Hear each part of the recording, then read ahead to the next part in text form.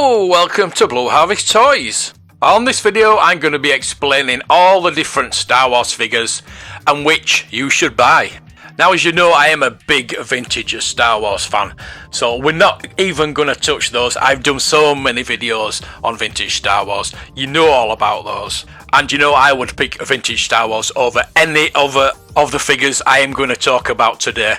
So let's just count them out for today, just on this video, okay? I know, I'm not happy about it myself. So Star Wars figures kick-started a merchandise craze back in the 70s.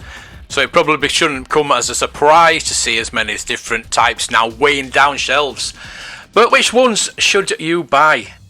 And what on earth is the difference between the Black Series, Power of the Force, and vintage collection Star Wars action figures?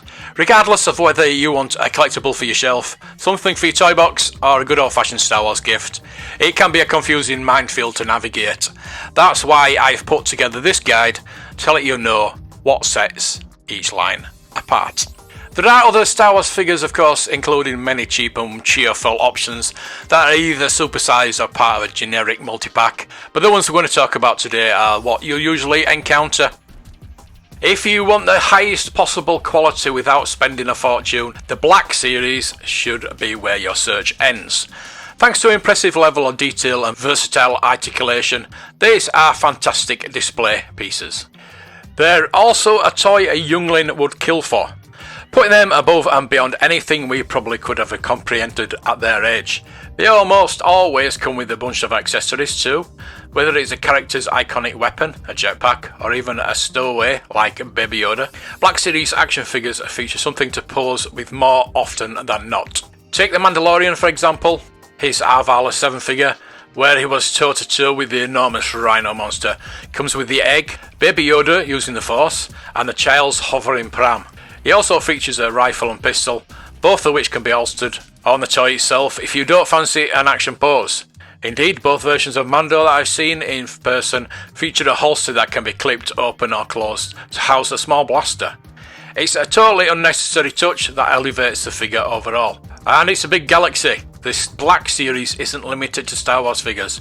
It also includes replica helmets, lightsabers, and other collectibles. The same is true of Black Series' figures' build material. They'll often use cloth for clothing rather than hard plastic, and that makes a tremendous amount of difference in terms of how premium the toy feels. I was able to go hands-on with the classic Luke Skywalker for instance, and the gulf between this model and the original one I had as a kid is absurd. This version features a cloth tunic, and the proportions are far more realistic. Because they have half an iron being displayed, most Black Series Star Wars figures also come packaged in grayscale boxes with a subtle glow of colour to set them apart from one another. It's a classic design. However, it is worth pointing out there are other packaged lines. The Power of the Force, the Archive Rangers are still Black Series figures. They just have different packaging and paint jobs in some cases. You have the Power of the Force. If you're a 90s kid that grew up loving Star Wars figures, you'll probably recognise this packaging. It's a throwback to the original Power of the Force series. However, this time it contains a larger Black Series toy. Yep, these are still the same highly detailed figures, only with a different packet. The Archive Collection. To celebrate the first 50 years of Lucasfilm, some Star Wars figures in the Black Series past are being brought back with updated packaging. Comic and book range. Another celebration of Lucasfilm's first 50 years. These figures are based on numerous Star Wars comic books and novels on the last half century. Each one comes with a special display box featuring the cover of its inspiration too. The Credit Collection. While the packaging looks similar to the Vintage Collection that I'm going to talk about next, these figures are still part of the Black Series. The difference? They feature a colour scheme inspired by the concept art you'll see at the end of the Mandalorian episode, resulting in a more vibrant, impressionistic designs. They are unique collectibles as well, like the galactic credits that come with the figures such as Grief Karga. Next up is the aforementioned Vintage Collection. Although you may not be able to tell from pictures, the main difference between this line and the Black Series is size. Whereas most of the Star Wars figures in this video are 6 inch tall or thereabouts, the Vintage Collection is roughly half the height at 3.75 inch.